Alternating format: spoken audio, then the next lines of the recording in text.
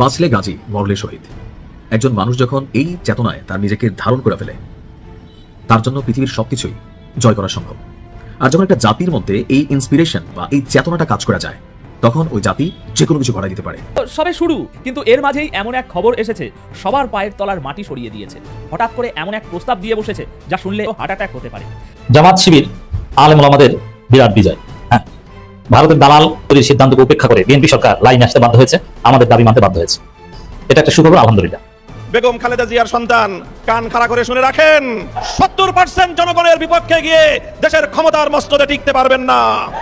মনে রাখবেন, জুলাই বিপ্লবের রক্তের উপর প্রতিষ্ঠিত নতুন বাংলাদেশে সুবিধাবাদের রাজনীতি, মুনাফিকের রাজনীতি বাংলার মানুষ সহ্য করবে না। এই তারেক রহমান আর শিলং সালাউদ্দিনের এক টুকরা মাংস খুঁজে পাবেন না। 1/11 তারেক রহমানের কোমর ভাঙিয়ে ফেলা হয়েছিল শুধু নিঃশ্বাস নিয়ে প্রাণে বাঁচার জন্য। মুসলেকা দিয়া লিখিত দিয়েছিলেন যে বাংলাদেশে কোনোদিন আসবে না, রাজনীতি কোনোদিন করবে না।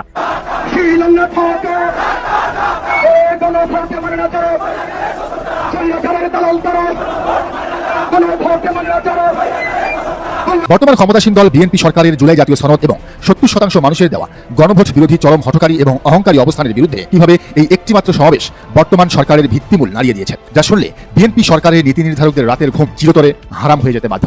জনগণের সাথে চোখ না উল্টাইয়া, জনগণের সাথে বেইমানি না কইরা, জনগণের সাথে মুনাফিকি না কইরা, যাদের সাথে কথা দিয়া আপনারা এখানে আসছিলেন, এখন তো পাস হয়ে গেছেন, ভোটে আপনারা জয়যুক্ত হয়েছেন, তাদের সাথে বেইমানি। আসসালামু আলাইকুম দর্শক, নতুন একটা নিউজে সবাইকে স্বাগতম। দর্শক, ভিডিওর শুরুতেই যে ভিডিওগুলোর অংশ বিশেষ আপনারা দেখেছেন, ভিডিওর অংশগুলো দেখেই বুঝতে পেরেছেন যে আজকের এই ভিডিওটি কতটুকু গুরুত্বপূর্ণ এবং আকর্ষণীয় হতে চলেছে। দর্শক, তাই সবাইকে বলবো ধৈর্য সহকারে আজকের এই ভিডিওগুলো দেখতে হবে আপনাদের, তাহলে সবকিছু জানতে পারবেন বা বুঝতে পারবেন। তো চলুন কথা না বাড়াই ভিডিওগুলো দেখে আসি। দাঁড়ান, যারা এখন পর্যন্ত আমাদের এই চ্যানেলটি সাবস্ক্রাইব করেন, প্রতিনিয়ত এ ধরনের গরম গরম খবরগুলো পেতে আমাদের চ্যানেলটি সাবস্ক্রাইব করে দিবেন। যারা করেছেন ধন্যবাদ। চলুন একটা লাইক দিয়ে বিস্তারিত সবগুলো ভিডিওর আলোচনাগুলো শুনে আসি। রাজনীতিতে একটা অলিখিত নিয়ম আছে, যতই আপনি এসি রুমে বসে রাজনীতির ছক কষুন না কেন, দিন শেষে ক্ষমতার আসল ফয়সালা হয় ওই উত্তপ্ত রাজপথে। আর সেই রাজপথের অপ্রতিদ্বন্দ্বী রাজা যে বাংলাদেশ জামায়াতে ইসলামী, যাদের নিশ্চিদ্র সাংগঠনিক শৃঙ্খলা এবং জনবল মোকাবেলা করার ক্ষমতা এই মুহূর্তে দেশের আর কোনো রাজনৈতিক দলের নেই, আজ ঢাকার রাজপথ যেন তারই এক জ্বলন্ত এবং ভয়ঙ্কর প্রমাণ দেখল। বর্তমান ক্ষমতাসীন দল বিএনপি সরকারের জুলাই জাতীয় সনদ এবং 70% মানুষের দেওয়া গণভোট বিরোধী চরম হঠকারী এবং অহংকারী অবস্থানের বিরুদ্ধে আজ 11 দলীয় ঐক্যজোটের যে বিক্ষোভ মিছিল এবং সমাবেশ হলো, তা আক্ষরিক অর্থেই ছিল লোকে লোকারণ্য এক অভাবনীয় জনসমুদ্র। আজকের এই মেগা অ্যানালাইসিসে আমরা ফ্যাক্ট এবং লজিক দিয়ে প্রমাণ করব কিভাবে এই একটিমাত্র সমাবেশ বর্তমান সরকারের ভিত্তিমূল নাড়িয়ে দিয়েছে।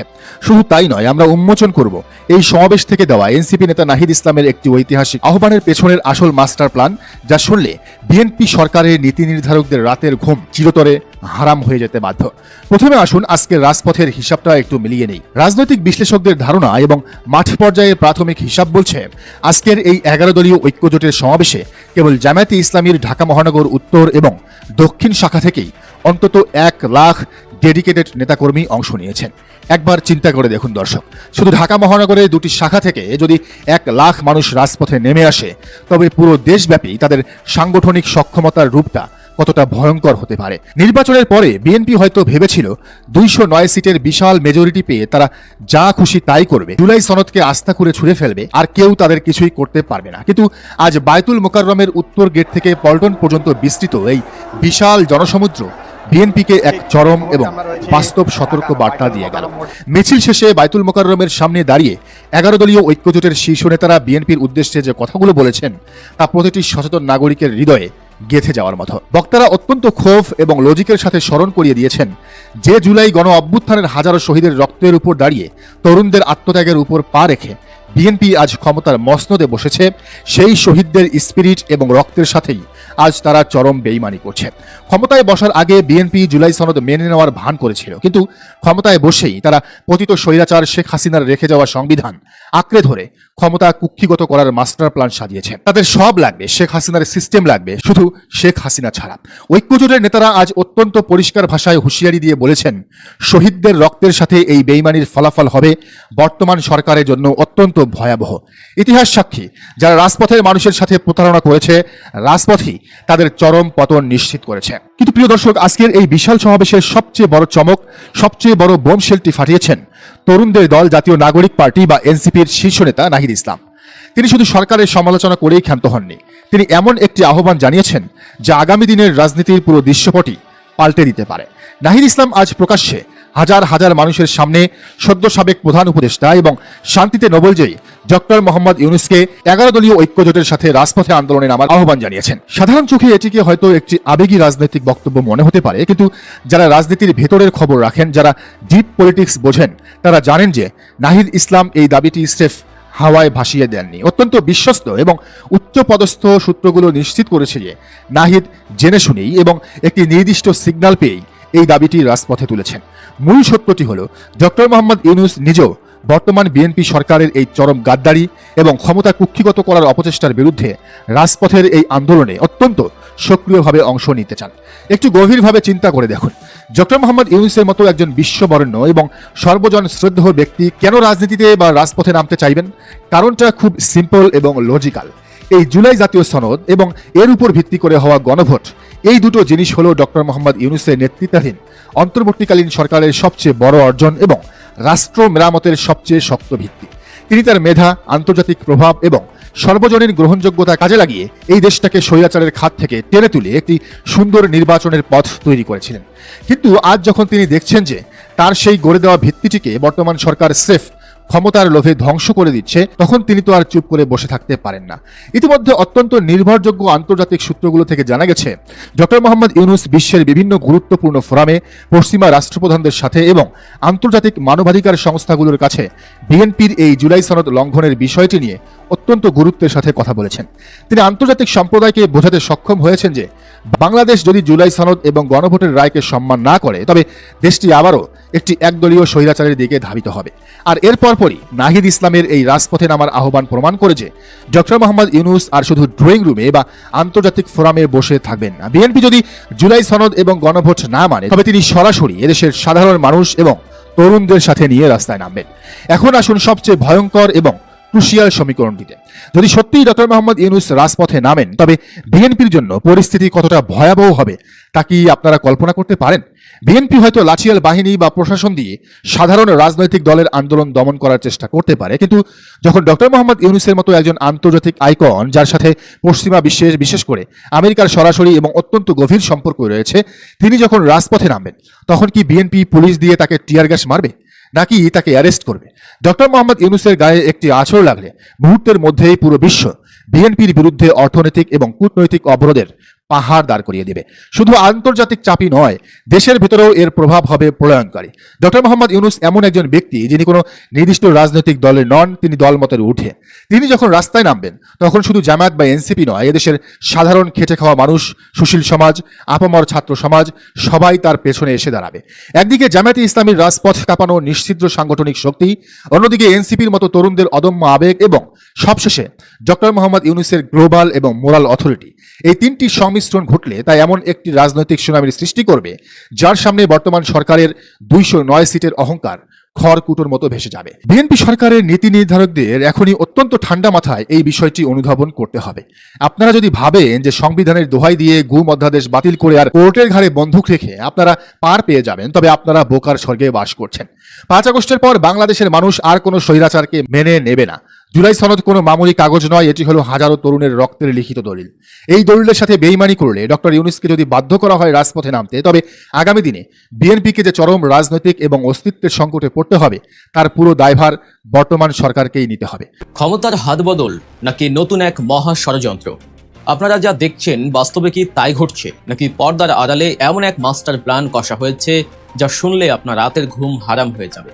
নির্বাচন শেষ, সরকার গঠন হয়ে গেছে, বাইরে থেকে দেখলে মনে হবে দেশে এখন চরম শান্তি। কিন্তু একটু গভীরভাবে চিন্তা করুন, এই অতিরিক্ত নিরাপত্তা কি কোনো ভয়ঙ্কর ঝড়ের পূর্বাভাস নয়? বাংলাদেশের রাজনীতিতে এমন কিছু ঘটতে যাচ্ছে যার জন্য হয়তো কেউই প্রস্তুত নয়। আজকে আমরা এমন কিছু গোপন সমীকরণ মেলাবো যা জানার পর বর্তমান রাজনীতি নিয়ে আপনার পুরো ধারণাই পাল্টে যাবে। ত্রয়োদশ জাতীয় সংসদ নির্বাচনের পর আমরা কি দেখলাম? খুব মসৃণভাবে একটি সরকার গঠন হলো, মন্ত্রণালয়ও ভাগাভাগি হয়ে গেল, কিন্তু আসল খেলাটা শুরু হলো ঠিক এরপরই। মানুষ বুকে রক্ত দিয়ে রাজপথে লড়াই করে একটা গণভোটে রায় দিয়েছিল। তাদের একটাই দাবি, রাষ্ট্র সংস্কার, ক্ষমতার একক আধিপত্য ভেঙে একটা ব্যালেন্স বা ভারসাম্য তৈরি করা। কিন্তু দেশের অন্যতম প্রধান রাজনৈতিক দল বিএনপি যখন ক্ষমতায় এসে প্রথম বড় পদক্ষেপ হিসেবে সংবিধান সংস্কার পরিষদের শপথ বয়কট করলো, তখন পুরো দেশের রাজনীতি সচেতন মানুষের চোখ কপালে উঠে যায়। আপনার কি মনে হয় এটা নিছকই কোনো দলের সাধারণ সিদ্ধান্ত? একদমই না। রাজনীতিতে বোকা বলে কেউ নেই। এটি ছিল একটি ক্লিয়ার সিগন্যাল। যারা ক্ষমতায় এসেছে ঠিকই, কিন্তু যে সিস্টেম ব্যবহার করে একসময় এক আধিপত্য বিস্তার করা যেত, সেই সিস্টেম তারা বদলাতে নারাজ। এই শপথ বয়কটের মানে হলো আমরা চেয়ারে বসেছি, কিন্তু চেয়ারের পাওয়ার আমরা ছাড়বো না। অর্থাৎ জনগণের সংস্কারের দাবিকে এক নিমিষে যেন হিমাগারে পাঠিয়ে দেওয়া হলো। এবার একটু নির্বাচনের দিনের কথা মনে করে দেখুন।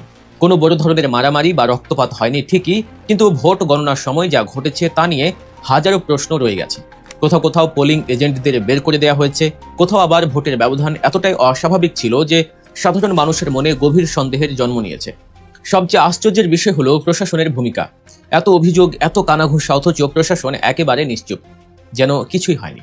এই যে প্রশাসনের হিসাব করা নীরবতা, এটা কি প্রমাণ করে না যে নির্বাচনের ফল আগে থেকেই কোথাও লেখা হয়ে গিয়েছিল? এবার আসা যাক রাজনীতির মাঠের আসল উত্তাপের দিকে। একদিকে যখন ক্ষমতার ভাগাভাগি নিয়ে ঠান্ডা মাথার চাল চালা হচ্ছে, অন্যদিকে রাজপথে জমছে বিশাল এক ক্ষোভের মেঘ। ডাক্তার শফিকুর রহমানের একটি ছোট্ট বাক্য পুরো রাজনৈতিক সমীকরণকে যেন নতুন করে কাঁপিয়ে দিয়েছে। তিনি বলেছেন, আন্দোলন ছাড়া আমাদের আর কোনো পথ নেই। একটু ভেবে দেখুন, মাত্র তো একটা নির্বাচন শেষ হলো, এখনই কেন এমন কথা? কারণ মাঠে থাকা দলগুলো এবং 11 দলীয় জোট খুব ভালো করেই বুঝে গেছে যে প্রাতিষ্ঠানিক উপায়ে বা সংসদে বসে কোনো দাবি আর আদায় করা সম্ভব নয়। যখন সিস্টেম আপনার কথা শোনে না, তখন মানুষ রাজপথ বেছে নেয়। আর এই রাজপথে রাজনীতি কখনোই শূন্য থেকে তৈরি হয় না। এর পেছনে থাকে দীর্ঘদিনের জমাট বাঁধা ক্ষোভ, অবহেলা আর প্রতিশ্রুতির পর প্রতিশ্রুতি ভঙ্গের যন্ত্রণা। রাজনৈতিক বিশ্লেষকরা স্পষ্ট বলছেন, আগামী কয়েকদিনের মধ্যে দেশের বড় বড় শহরগুলোতে বিশাল বিক্ষোভের ডাক আসতে পারে। আর যদি সেটা হয়, তবে এবারের লড়াইটা হবে সংসদ বনাম রাজপথের। একদিকে থাকবে গদিতে বসা সরকার, যারা বলবে সবকিছু নিয়ম মেনে হচ্ছে, আর অন্যদিকে থাকবে রাজপথের বিরোধী শক্তি, যারা জনগণের কণ্ঠ রোধ করার অভিযোগ তুলবে। কিন্তু এসবের চেয়েও ভয়ঙ্কর একটা গুঞ্জন এখন রাজনৈতিক মহলে বাতাসে ভাসছে, আর তা হলো ভারত ফ্যাক্টর। হঠাৎ করেই বাজারে এই আলোচনা কেন তুঙ্গে যে তারেক রহমান এবং ভারতের মধ্যে এক ধরনের অলিখিত বা নীরব বোঝাপড়া হয়ে গেছে? রাজনীতিতে তো ধোঁয়া ছাড়া আগুন জ্বলে না। এর পেছনে বাস্তব ভিত্তি কতটুকু? ইতিহাস ঘাঁটলে দেখা যায় এই অঞ্চল কোনো বড় রাজনৈতিক পরিবর্তন বাইরের শক্তির ইশারা ছাড়া কখনোই ঘটেনি। আর এই গুঞ্জনের পালে সবচেয়ে বেশি হাওয়া লেগেছে যখন দেখা গেল নির্বাচনের পরপরই দেশের বিভিন্ন প্রান্তে হঠাৎ করেই আওয়ামী লীগের অফিসগুলো আবারও খুলতে শুরু করেছে। দলটির নেতাকর্মীরা যারা এতদিন আত্মগোপনে ছিল, তারা আবারও সক্রিয় হচ্ছে। আপনার কি মনে হয় এটা এমনি এমনি হচ্ছে? রাজনীতিতে কোনো দল এত দ্রুত মাটি ফুঁড়ে বের হয়ে আসতে পারে না যদি না ওপর থেকে বা পেছন থেকে কোনো শক্তিশালী ইশারা বা সিগন্যাল থাকে। তাহলে কি শেখ হাসিনাকে দেশে ফিরিয়ে আনার কোনো গভীর ষড়যন্ত্র বা মাস্টার প্ল্যান চলছে? রাজনীতিতে একটি কথা খুব প্রচলিত, সবচেয়ে সফল কৌশল হলো বিরোধী দলকে পুরোপুরি ধ্বংস না করে তাকে নিজেদের নিয়ন্ত্রণে বাঁচিয়ে রাখা। একটি নিয়ন্ত্রিত বিরোধী দল থাকলে আন্তর্জাতিক মহলের কাছে যেমন গণতন্ত্রের শো অফ করা যায়, তেমনি নিজের প্রয়োজন মতো তাদের ব্যবহারও করা যায়। তারেক রহমান কি তাহলে সেই একক ক্ষমতা ঝুঁকি এড়াতে একটি ম্যানেজেবল অপোজিশন বা নিয়ন্ত্রিত বিরোধী দল তৈরির পথে হাঁটছেন? যদি তাই হয়, তবে এটি শুধু রাজনীতির খেলা নয়, এটি কোটি কোটি সাধারণ মানুষের রায়ের সাথে এক চরম প্রতারণা। আজকে বাংলাদেশের পরিস্থিতি এমন এক জায়গায় এসে দাঁড়িয়েছে যাকে বলা যায় একটি বারুদের স্তূপ। একদিকে সংস্কারের দাবিতে পাশ কাটিয়ে পুরনো সিস্টেমে দেশ চালানোর চেষ্টা, অন্যদিকে ভারত ফ্যাক্টর আর আওয়ামী লীগের রহস্যময় প্রত্যাবর্তন। আর এই সব কিছুর মাঝে পিষ্ট হচ্ছে সাধারণ মানুষ। দেশের মানুষ চেয়েছিল একটা নতুন বাংলাদেশ, একটা নতুন কাঠামো, কিন্তু তারা দেখছে বোতলের গায়ে নতুন লেবেল লাগানো হলেও ভেতরের মদ সেই পুরনোই রয়ে গেছে। সিস্টেম যদি না বদলায়, তবে ক্ষমতা যার হাতেই যাক না কেন, জনগণের ভাগ্যের কোনো পরিবর্তন হবে না। ইতিহাস বারবার প্রমাণ করেছে, জনগণের আশার বেলুন যখন ফুটো হয়ে যায়, তখন তারা আর নীরবে ঘরে বসে থাকে না। জুলাইয়ের সেই রক্তাক্ত স্মৃতি এখনও দেশের মানুষের মনে দগদগে। সে সময় মানুষ দেখিয়ে দিয়েছে দেওয়ালে পিঠ থেকে গেলে তারা কি করতে পারে। আজ যখন তারা দেখছে তাদের কাঙ্ক্ষিত পরিবর্তন হাইজ্যাক হয়ে যাচ্ছে, তখন এই গুমোট নীরবতা যে কোনো সময় এক ভয়ঙ্কর বিস্ফোরণের রূপ নিতে পারে। জুলাই সনদের বিরুদ্ধে বিএনপি অবাক করা কাণ্ড ঘটাচ্ছে এবং হুবহু আওয়ামী স্টাইলে জামাতের সাথে আচরণ শুরু করছে বিএনপি সরকার, এবং জামাতকে আওয়ামী স্টাইলে ডিল করতে যাচ্ছে। এখন আওয়ামী স্টাইলে কোনো কিছু করতে গেলে যে তাদের পরিণতি আওয়ামী লীগের মতো হয়, এটা মনে হয় বিএনপি ভুলে গেছে। বিএনপি আওয়ামী লীগের ফুটপ্রিন্ট অনুসরণ করছে, কিন্তু এটা অনুসরণ করতে গেলে যে পরিণতিও at the end of the day আওয়ামী লীগের মতো হবে এটাও মনে করা দরকার। এই জন্য জামাতের লোকজন স্মরণ করিয়ে দিচ্ছে বিএনপিকে যে আপনার হাসিনা পালানোর কথা বারবার স্মরণ করুন। হাসিনা পালানোর যে দৃশ্য, সেই ছবি লেমিনেটিং করে আপনাদের গাড়ির দরজার সামনে, ঘরের দরজার সামনে, অফিসে টানিয়ে রাখেন, যাতে বারবার সেটা মনে করে। তো আমরা তো সেই পুনরাবৃত্তি দেখতে পাচ্ছি। আচার আচরণ আওয়ামী লীগের মতো, আবার জামাতও আওয়ামী লীগের সেই কথা স্মরণ করিয়ে দিচ্ছে। তাই আওয়ামী লীগের একটা থিওরি ছিল যে তারা দুনিয়ার সব ভালো, তারা মুক্তিযুদ্ধ মানে অনলি আওয়ামী লীগ আর কেউ নাই। আবার ধর্ম মানে শুধু আওয়ামী লীগই ধর্ম, আওয়ামী লীগের সমস্ত আহলে হাদিস মানে আওয়ামী লীগ, সুন্নি মানে আওয়ামী লীগ, সব আওয়ামী লীগ।